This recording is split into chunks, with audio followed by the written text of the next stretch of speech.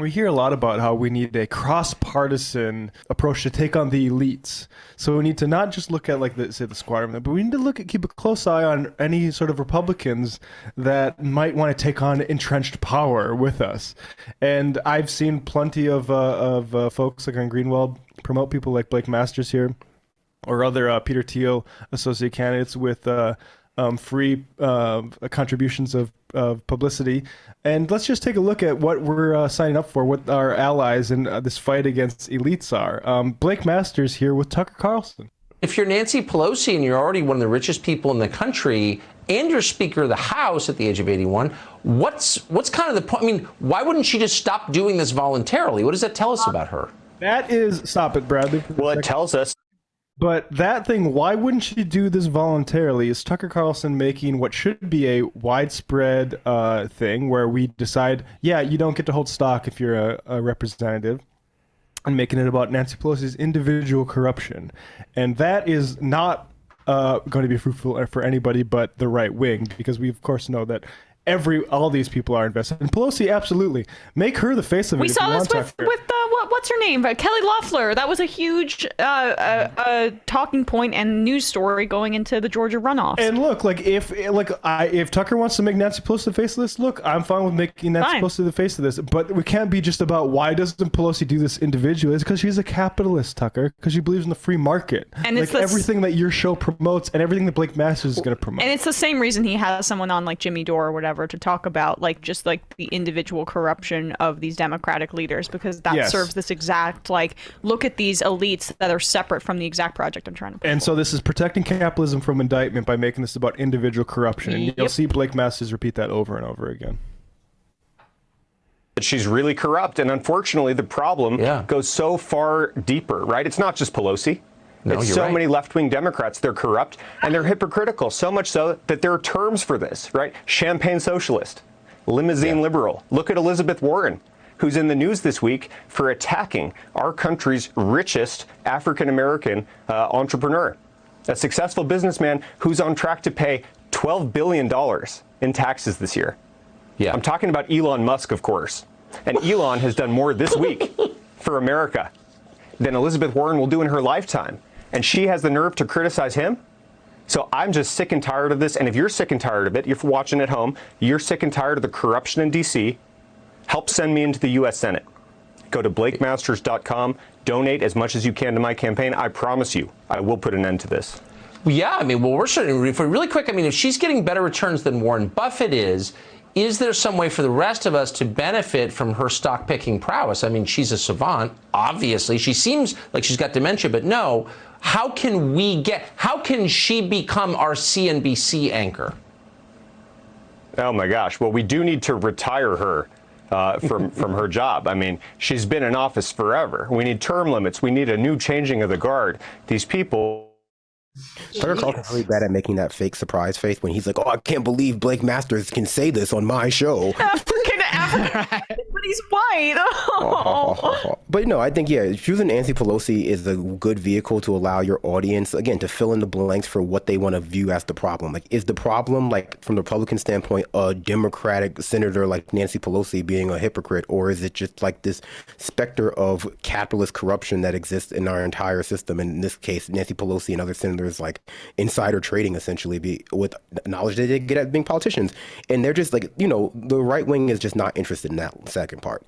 They're only interested in like the criticizing Democrats for being hypocrites part, and so that's why you can't give them air for it.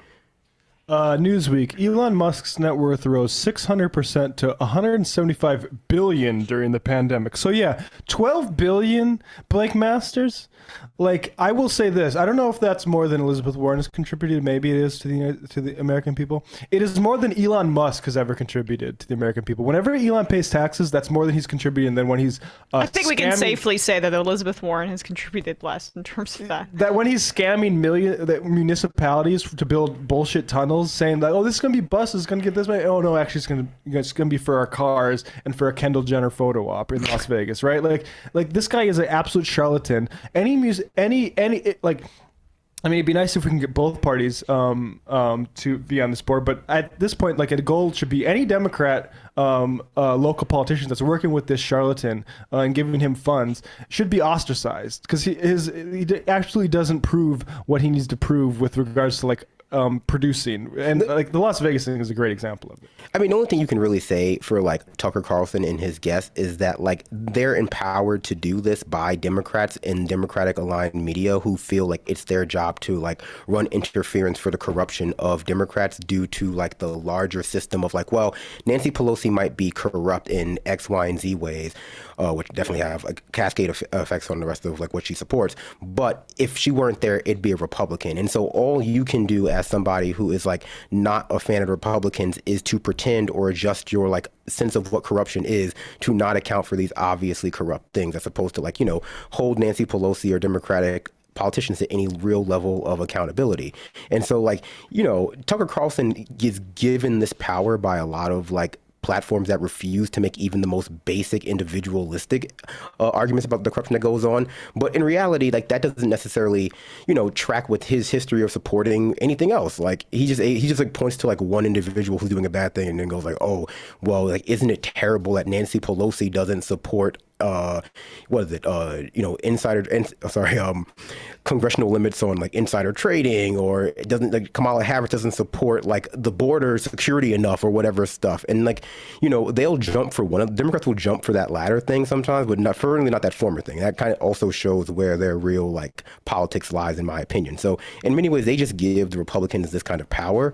And then on the back end, they're allowed to choose which criticisms they find as being valid and worth moving on.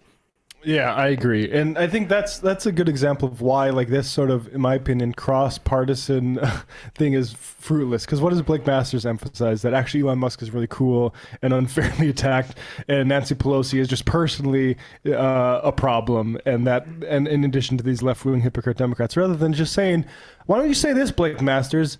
Representatives of government shouldn't hold stock in private companies. Yeah. Why not make a systemic argument as opposed to look at Elizabeth Warren and Nancy Pelosi? I mean, they're both Democrats, and what do they have in common here? You know, this is something that you hate. Democrats.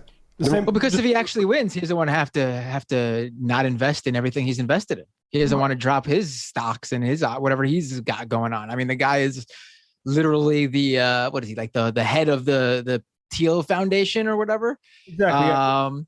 This is why right wing, when they emphasize corruption, it's like when they emphasize corruption for Lava Jato in Brazil and locked up Lula. Right. That's what the right thinks when, and that's why they are not partners in any kind of liberatory movement. And anybody suggesting otherwise should be treated with distrust.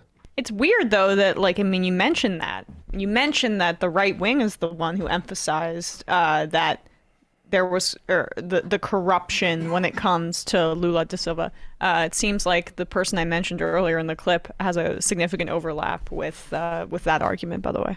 Yeah. I think Blake Masters would that's a right-wing project by Dore. Blake Masters would probably suggest that Lula was corrupt and should have been locked up.